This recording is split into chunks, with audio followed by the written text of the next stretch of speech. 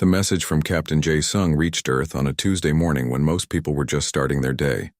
Admiral Hyun-soo was sitting in his office at Solar Defense Command drinking coffee and reading routine patrol reports. The morning was quiet and peaceful like every other morning for the past 30 years. Then the priority alert system activated with a sound that had not been heard for decades. The encrypted transmission from Haven's Rest appeared on his screen marked with the highest emergency codes. Admiral Hyun-soo had never seen a real combat report before, but he knew what he was looking at. The message contained 3 days of horror recorded by dying human soldiers. The footage showed Drex ships appearing from nowhere and destroying everything humans had built in 50 years of peaceful expansion. The videos showed alien soldiers executing civilians who moved too slowly and loading children onto slave ships. Admiral Hyun-soo watched Captain Jae-sung's final transmission with growing anger. The brave captain's face was bloody, but his eyes were still fierce as he sent the coordinates of Drex fleet movements. His ship was exploding around him, but he kept transmitting until the very end, telling Earth everything he had learned. Within 1 hour, emergency sessions were called across all of Earth's governments. The Global Assembly held a meeting that was so secret that even the guards were not allowed inside. Military commanders pulled files from deep storage vaults that had been sealed for centuries, files that most people did not even know existed. The files were marked with warnings in dozens of languages and sealed by treaties that had been signed after the last Great War. The documents inside contained information about military projects that officially did not exist, weapon systems that had been built in secret and hidden throughout the solar system. General Kyung-hee stood before the assembled world leaders carrying a briefcase that required 3 different biometric scans to open. Inside were authorization codes that had not been used since the Martian Rebellion. The codes could activate military units whose very names were classified beyond top secret. She looked at the faces of presidents and prime ministers who had believed that humanity's violent past was gone forever. These leaders had thought that the Colonial Defense Force was humanity's real military. They had been wrong. The Colonial Defense Force had been created to make other species feel safe around humans. The real military had been sleeping for centuries, waiting for the day when someone would test whether humanity had forgotten how to fight total war. The peaceful colonies and friendly trade relations had been humanity's way of showing the galaxy that they could be civilized neighbors. General Kyung-hee opened the briefcase and showed the leaders what lay inside: authorization codes for weapons that could destroy entire fleets' deployment, orders for soldiers who had been training in secret for their entire lives, activation protocols for military bases that did not appear on any public maps. They wanted to wake the dragons, she said quietly as her fingers moved over the activation switches. The Colonial Defense Force was never our real military. It was our gift to the galaxy, proof that humans could live in peace. Our actual military has been hidden, waiting for this day. News anchors across Earth struggled to explain to a shocked public why their government had been lying to them for centuries, why there were secret military installations throughout the solar system that had been building warships in complete silence, why soldiers who supposedly did not exist were suddenly receiving orders. The hidden shipyards had been disguised as asteroid mining operations for decades. Automated systems had been building warships using resources that officially went to civilian projects. The ships were hidden in hollowed-out asteroids and powered down so they would not show up on any sensors. Deep space monitoring stations that everyone thought were for scientific research were actually military outposts watching every ship that entered the solar system. The friendly space traffic. Controllers who guided alien visitors were also intelligence officers gathering information about potential threats. Military training facilities hidden on the dark side of the moon had been preparing soldiers for a war that might never come. The trainees were told they were part of a historical preservation program, keeping old military skills alive for educational purposes. Only the highest commanders knew the truth. President Sang-ho addressed the world from a bunker deep beneath the capital. The bunker had been built centuries ago, but most people thought it was just a museum. He explained that the peaceful expansion into space had been real, but it had never been the whole truth. Humanity had learned from its violent history on Earth and decided to present a friendly face to the galaxy. But they had also remembered the lessons of war and prepared for the day when someone would mistake kindness for weakness. The Drex Empire had made that mistake. The activation codes were entered into systems that had been waiting for centuries to receive them. Throughout the solar system, hidden bases came online and began preparing for war soldiers who had trained their whole lives for a conflict that might never happen suddenly found themselves getting ready for the real thing in asteroid fields that looked empty to casual observers. Massive shipyards began launching vessels that had been built in secret. The ships were painted black to avoid detection and equipped with weapons that incorporated technology from every species humanity had ever encountered. The weapon systems had been designed by engineers who studied alien technology for decades and found ways to improve on everything they learned. Human shields were stronger than Keth energy barriers. Human weapons hit harder than Volan particle cannons. Human engines were faster than Hrek hyperdrives. Intelligence files on every known alien species were opened and analyzed. The peaceful trade relationships had been perfect. Cover for gathering information about alien military capabilities. Human diplomats and merchants had been trained observers who reported everything they learned. The Drex Empire thought they were attacking a species of farmers and artists who had forgotten how to fight. They had no idea that every human colony had been watched by hidden sensors that recorded everything. The attack on the colonies had been observed and analyzed from the very beginning. Military commanders who had spent their careers planning for a war they hoped would never come suddenly found themselves implementing strategies that had been developed over centuries. The plans were detailed and thorough, covering every possible scenario, including the complete destruction of the human colonies. Deep in the hidden command centers, soldiers and officers prepared for a mission that would change the galaxy forever. They had watched the footage from the colonies and seen what the Drex had done to innocent people. The time for hiding and pretending to be peaceful was over. The dragons were waking up and they were very angry. The galaxy was about to learn why humanity had hidden its true military strength and why the colonial defense force had been designed to look so weak. The Drex Empire had asked for war and they were going to get more than they could handle.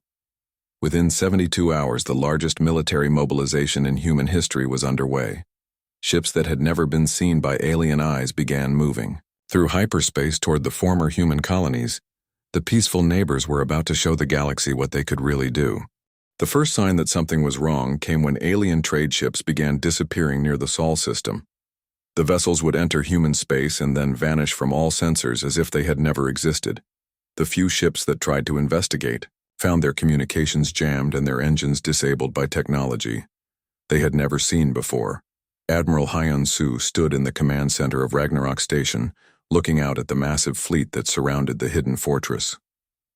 The station had been disguised as a simple asteroid for 200 years, slowly growing as automated systems built weapons that made the Drex fleet look like toys. The station was huge, bigger than most cities, with weapon systems that could destroy entire planets if needed. The asteroid shell had been carefully maintained to look natural, while inside the most advanced military technology in the galaxy had been waiting for this moment. Captain Yoon-ji commanded the Dragon Fleet, the first wave of Earth's true military power. These were not the peaceful patrol boats that the colonies had used for defense. These ships had been designed by people who understood that sometimes peace could only be achieved through overwhelming force. The Dragon Fleet ships were painted matte black to absorb sensor sweeps and equipped with stealth systems that made them invisible to most detection methods. They had been built using technology borrowed from every alien species humanity had encountered, and then improved beyond recognition. Each ship carried weapons that could punch through any known shield system and armor that could withstand direct hits from the most powerful alien cannons. The crews had trained for decades in hidden facilities, practicing for a war that everyone hoped would never come. The fleet moved through hyperspace like ghosts, appearing and disappearing at will. Their stealth technology was so advanced that they could travel right through enemy sensor grids without being detected. The Drex had no idea that death was coming for them from the darkness between stars. Captain Yoon-ji studied the tactical displays showing Drex positions throughout the former human colonies.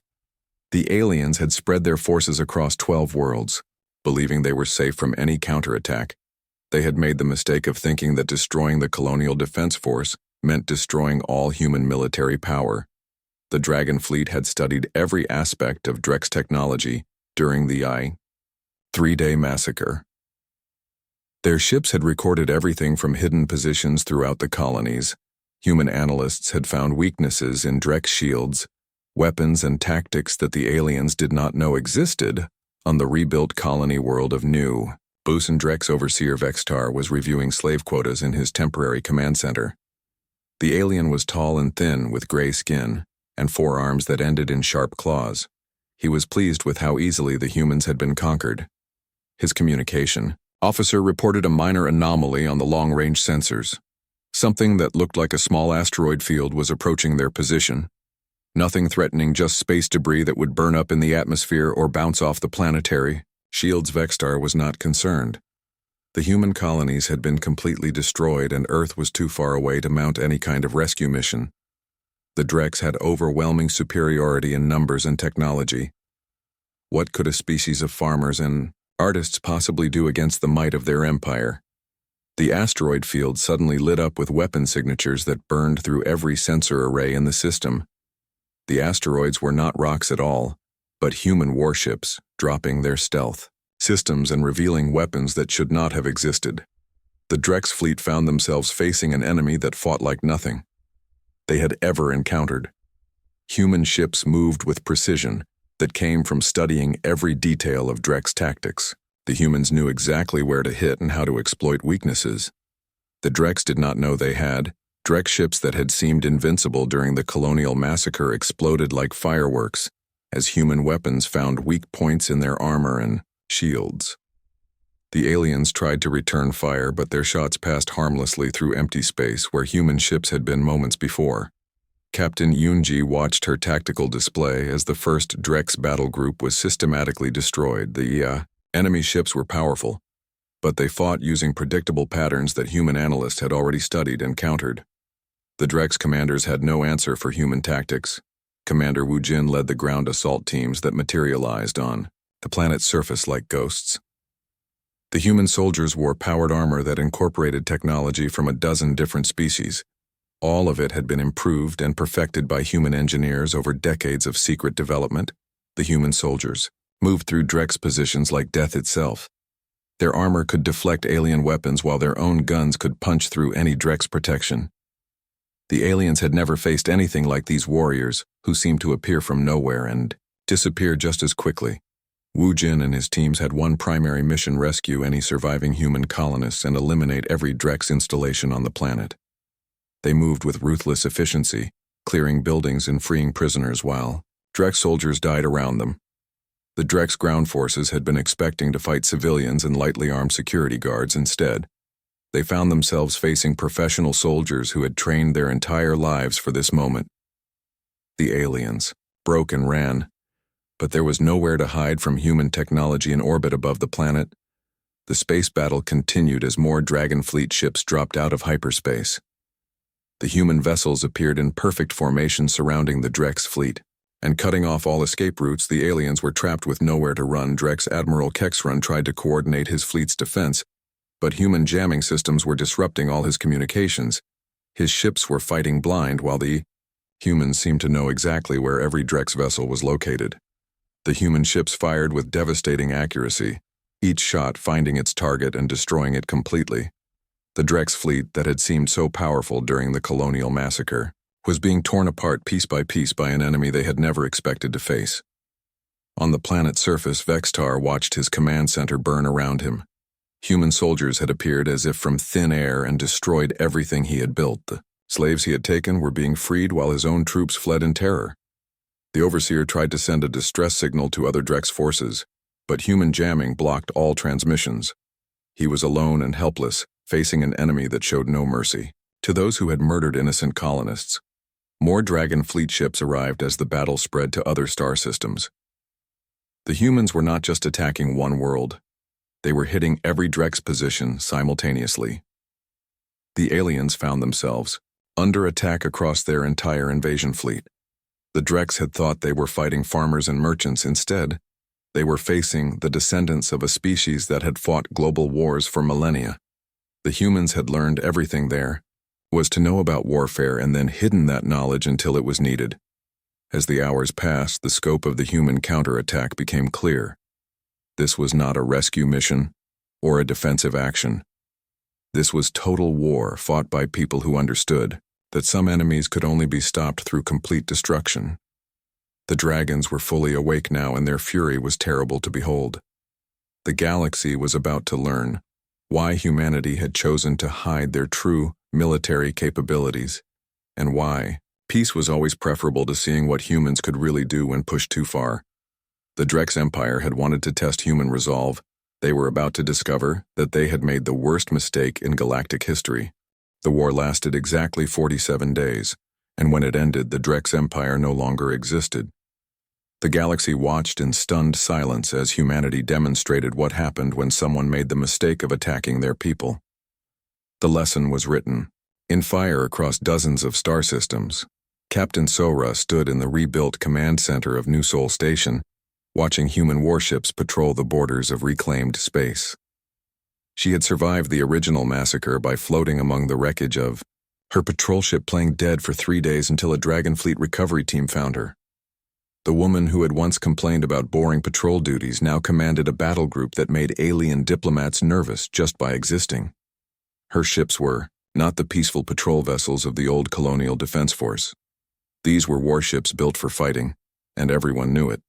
The rescued colonists were returning to worlds that had been completely rebuilt in record time. Human engineering teams had worked around the clock to restore the beautiful cities and fertile farms. The new buildings were even more impressive than before, but now they were protected by weapons that could crack moons. President Jin A had been elected to replace the martyred Yujin, and she ruled from Earth's new orbital fortress. The massive station hung in space above the homeworld like a sword of metal and energy. Behind her, through the transparent windows, huge ships moved with the confidence of apex predators. In Colonial Defense Force still existed, but now everyone in the galaxy knew it was just the friendly face humanity showed to their neighbors. The real military remained mostly hidden, but its presence could be felt like a storm cloud on the horizon. Trade negotiations now included clauses about human military capabilities that had not existed in public records a year earlier. Species that had considered humans to be harmless farmers and artists suddenly found themselves researching exactly how many weapons humanity had been hiding. The Keth, who had traded metals for human art, now approached every negotiation with careful respect. Their ambassadors spoke in whisper, quiet voices and never made sudden movements. The tall blue aliens had seen what happened to those who threatened human civilians. The Volan merchants still bought human food, but now they also purchased protection contracts. Human ships escorted Volan cargo vessels through dangerous sectors of space. The small round aliens had learned that human friendship was worth more than any amount of credits. Even the massive wreck changed their behavior around humans. The giant aliens, who had barely acknowledged human existence before, now sent formal diplomatic messages before entering human space. They had witnessed the destruction of the Drex fleet and understood what it meant. Young Minji stood in the memorial garden where her parents' names were carved into black stone alongside 3 million others. The garden was beautiful with flowers from a dozen different worlds, but the names reminded everyone of the price of the galaxy's education. She wore the uniform of Earth's Naval Academy. Her application accepted the day she turned 16. The academy had expanded to train 10 times as many officers as before because the galaxy was a more dangerous place. Now that everyone knew what humanity could do, Minji had learned the most important lesson of all. The dragons had been sleeping by choice, not because they could not wake up. Humanity had built gardens among the stars because they wanted to create beautiful things, not because they were unable to build weapons of war. The memorial garden was visited by aliens as well as humans. Diplomats from across the galaxy came to pay their respects to the human dead and to understand what their sacrifice had meant. The garden was a reminder that some prices were too high to pay.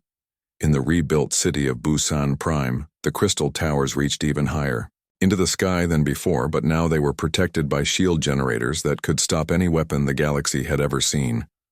The city was more beautiful than ever, but it was also more dangerous to threaten. The Drex homeworld had been left as a quarantined wasteland after the human retaliation. The planet's surface was scarred and empty, a monument to what happened when someone decided to test human resolve. The few Drex survivors lived as refugees on distant worlds, other species in the eye. Galaxy made sure to treat these refugees well because everyone understood that humanity was watching. The humans had made it clear that they would hold entire species responsible for the actions of their governments. The lesson had been received and understood. Admiral Hyan-Su reviewed reports from across human space in his office aboard Ragnarok Station.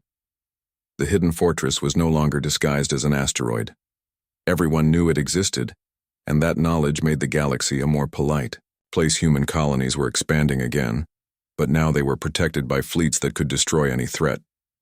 The colonists still grew food and created art, but they did so under the protection of weapons that had ended an empire in less than 2 months.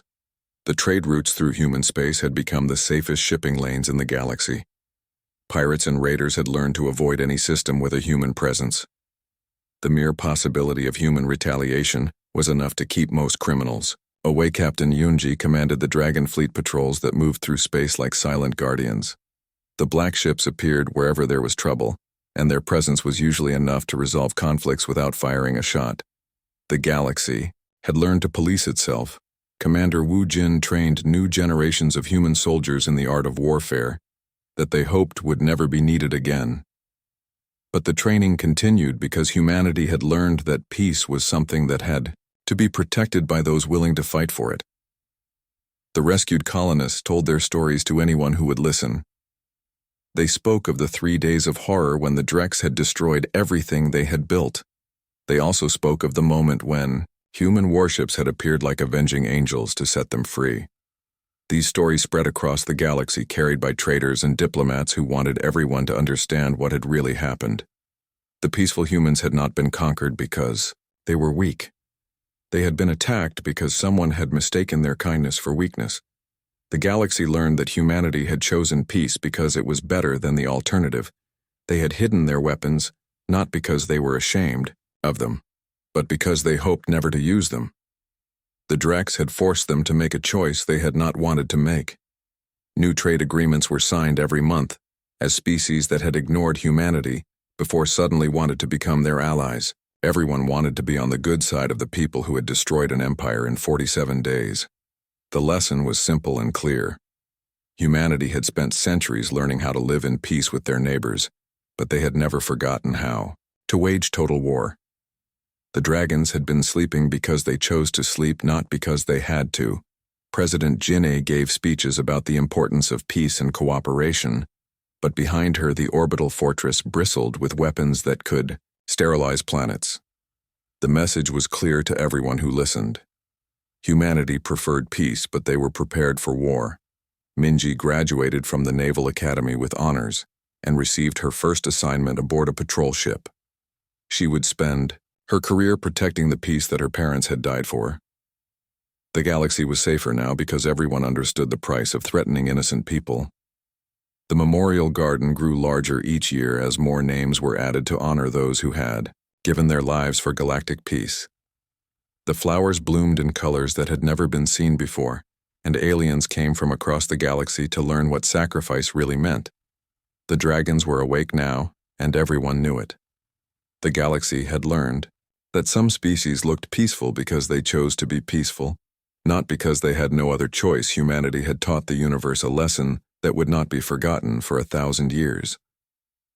The first warning came when the sun was just rising over New Sol Station. Commander Taemin was drinking his morning coffee when all the communication screens went black. At the same time, emergency sirens started wailing throughout the station, and red lights flashed everywhere. The peaceful morning had turned into a nightmare in seconds. Taemin ran to the command center as fast as he could. His boots echoed in the hallways while people rushed past him looking scared and confused. The main screen showed something impossible. Hundreds of alien ships were appearing out of hyperspace all around the colony. The ships were huge and black with weapon ports glowing red like angry eyes. The alien ships surrounded the human colony like wolves surrounding sheep. They moved in perfect formation, showing that this was not a random attack, but a carefully planned invasion.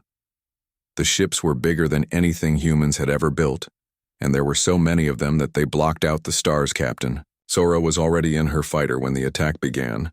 She had been doing routine patrol when her sensors suddenly lit up with hostile contacts.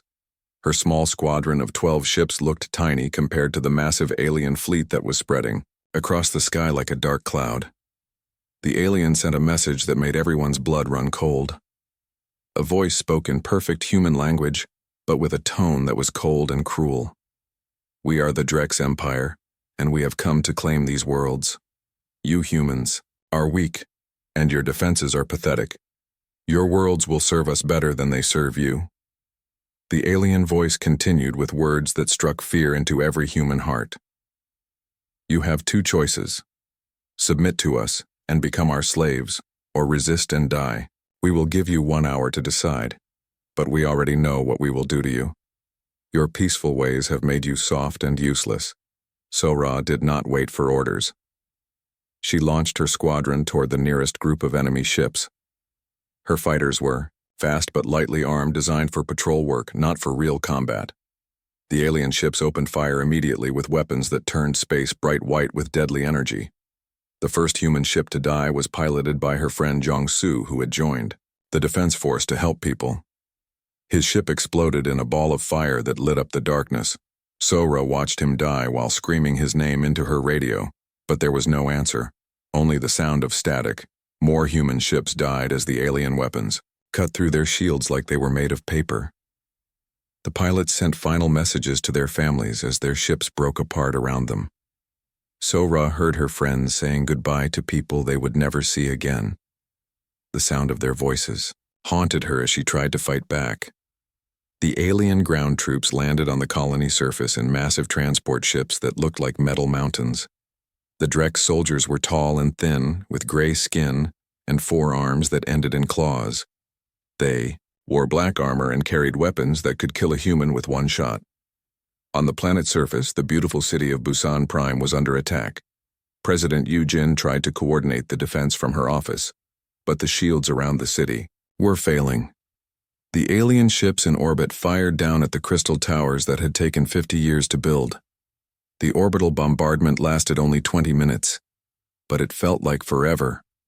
To the people hiding in the underground shelters, the beautiful crystal spires that had been the pride of the colony collapsed like sand castles.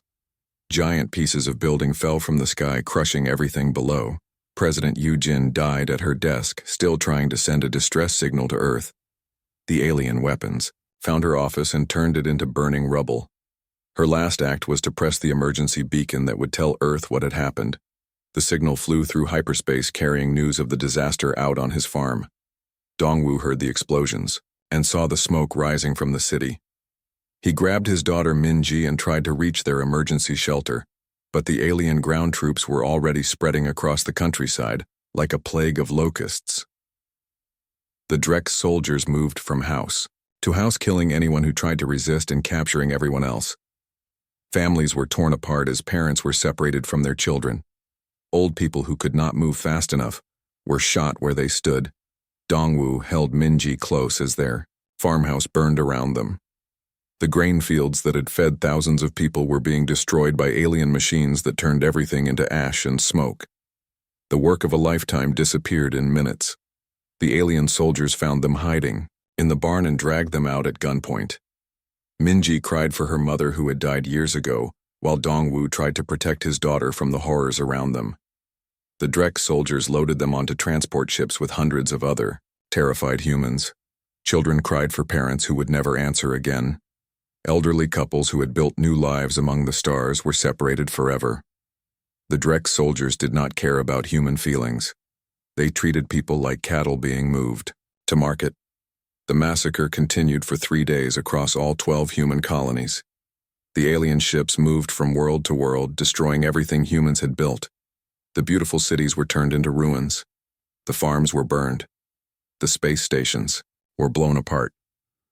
Captain Sora managed to escape the destruction of her squadron by hiding in an asteroid field. She watched helplessly as the alien ships finished destroying her home world. Her ship was damaged, and she had no way to fight back against so many enemies. On the mining world called Haven's Rest, Captain Jae-sung made a desperate last stand with the few ships he had left. His miners had turned their industrial equipment into weapons, But they were no match for the Drex war machines. The alien ships surrounded the small human fleet. Jae-sung knew he was going to die, but he had one last mission to complete. He gathered all the information he could about the alien ships, their weapons and their tactics. Then he aimed his ship's transmitter toward Earth and sent everything he had learned. The message contained 3 days of combat footage, showing the alien attack and the destruction of the human colonies. It showed the Drex soldiers executing civilians and loading survivors onto slave ships. It showed the beautiful worlds that humans had built being turned into graveyards as Jae-sung transmitted the final data. His ship exploded around him. The alien weapons tore through his hull and turned his vessel into expanding gas and metal fragments. His last words were heard across the galaxy. "Tell everyone, tell them we tried to fight." When the attack was over, 11 human colonies were nothing but smoking ruins, populated only by the dead. The 12th colony, Haven's Rest, was silent forever. The Drex had taken millions of human slaves and killed millions more. The peaceful age of human expansion had ended in blood and fire. The alien ships gathered in space above the destroyed worlds, loading their cargo holds with human prisoners and stolen resources. The Drex commanders were pleased with how easy the conquest had been. The humans had been even weaker than expected. But one thing the Drex did not know was that Captain Jae-sung's message had reached Earth. The information about the attack was racing through hyperspace toward the homeworld of humanity. The sleeping dragons were about to wake up. Commander Taemin walked slowly across the big glass floor of New Seoul Station. He looked down at the beautiful sight below him. Hundreds of cargo ships moved like silver fish between the floating cities of Kepler 442b. The human colony looked like a dream come true, with its shining towers and green gardens that stretched as far as the eye could see. The morning sun painted everything in gold and orange colors. Children ran through the crystal gardens while their parents worked in the huge biofarms that grew food for 3 million people. The floating cities connected to each other with long bridges that sparkled in the sunlight. People rode fast trains between the cities, and everyone seemed happy and peaceful. Jae-min remembered when he first came to this world 20 years ago. Back then it was just rocks and dust with a few small buildings. Now it looked like paradise. He smiled as he watched a group of school children taking a field trip to the spaceport. Their teacher pointed at the big ships and explained how they carried goods to other worlds. Captain Sora finished writing her daily patrol report and put down her pen. She felt bored because nothing exciting ever happened anymore. The Colonial Defense Force used to be ready for war, but now they mostly helped rescue lost ships and guided cargo vessels through asteroid fields. Their weapons had not been fired in anger for more than 30 years. Sora looked at her small fleet of patrol ships through the window. They were good ships, but built for peacetime. Worked not for fighting. The ships had basic shields and light weapons that could stop pirates or clear space debris, but nothing more serious. The crew spent most of their time training for rescue missions and helping civilian ships. In the distance she could see the massive trade station, where alien merchants came to buy human goods. The Keth brought strange metals from their home worlds and traded them for human art and music. Indeed, tall blue aliens loved human paintings and would pay huge amounts for a single sculpture. Their ships looked like metal trees with glowing branches. The Volan were different. They were small, round creatures with 6 arms who bought human food because they said it tasted better than anything their machines could make. Volan merchants would spend days in human restaurants trying different dishes and then buy huge amounts of ingredients to take home. Their ships were shaped like eggs and moved very slowly. Even the massive Harek came to trade sometimes. These giant aliens were as big as elephants with thick gray skin and tiny eyes. They rarely spoke, but they bought human tools and machines because human engineering lasted longer than anything else in the galaxy. Their ships were enormous metal boxes that could carry entire factories down in the capital city of Busan Prime. President Yu Jin sat in her office, signing another trade agreement. She was a small woman with kind eyes who had been elected because she promised to keep the peace. The agreement was with a new alien species called the Nexon, who wanted to buy human medical supplies. Yu Jin believed that humanity had found its perfect place in the galaxy. They were the friendly neighbors who grew the best food and built things that never broke. Other species came to human worlds to relax and enjoy good food and beautiful art. The human military existed mainly for show and ceremony. The president looked at the reports from all 12 human colonies. Each world was doing well with growing populations and successful trade. Every year more humans left Earth to start new lives among the stars, building cities and farms on worlds that had never known life before. They were explorers and builders, not warriors. On the outer edge of the colony, farmer Dong Wu guided his giant harvesting machine through endless fields of golden grain. The machine was as big as a house and could harvest 1,000 acres in one day. The grain swayed in the artificial breeze created by the weather control systems that kept the climate perfect for farming. His daughter Minji rode beside him in the machine, learning how to operate the controls. She was 16 years old with bright eyes and dreams of becoming a pilot like her mother had been before the accident. Minji wanted to fly between the stars and see new worlds, but her father hoped she would stay and help run the farm. The harvesting machine moved slowly through the fields, cutting the grain and storing it in huge containers that would be loaded onto transport ships. The grain would feed people on 3 different worlds, and some would even be sold to alien traders who paid good prices for human-grown food. Dong Wu was proud of his farm. He had turned bare rock into fertile fields that stretched to the horizon. The work was hard, but rewarding. Every year the harvest got bigger and the soil got richer. His farm fed 10,000 people and employed 50 workers, who all lived in the small town nearby. Minji pointed to the sky where she could see cargo ships taking off from the spaceport, carrying containers full of grain to other worlds. She dreamed of piloting one of those ships and seeing what lay beyond their peaceful world. Her father smiled at her enthusiasm, but worried about the dangers of space travel. The sun was setting behind the mountains, casting long shadows across the fields. Workers were heading home to their families while the automated systems took over the night shift. The fields would be watered and tended by machines until morning when the humans returned to work. In the distance, the lights of the main city began to glow as people finished their workday and went home to their families. Restaurants opened for the evening meal and children played in the parks while their parents relaxed after another productive day. This was the life humans had built among the stars. None of them noticed the dark shapes moving beyond the outer sensor grid far from the colony where no one was watching.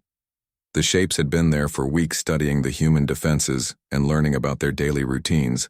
They moved carefully, staying hidden behind asteroids and space debris. The Watchers had been sent by an empire that saw the human colonies as prizes to be taken. The beautiful cities and rich farmlands would serve their purposes well, and the humans seemed too peaceful and weak to put up much of a fight. Their small patrol ships and friendly nature made them look like easy targets. While the humans slept peacefully in their beds, the Watchers continued their surveillance, making detailed maps of the colony defenses and counting the number of ships in the small fleet. They had already visited all 12 human worlds and found the same thing everywhere: peaceful people with weak defenses living in paradise. The stage was set for tragedy. The humans had built something beautiful, and the Watchers wanted to take it away. The dragons were sleeping, and no one remembered that they had ever been awake. The galaxy was about to learn a lesson about the difference between choosing peace and being unable to fight.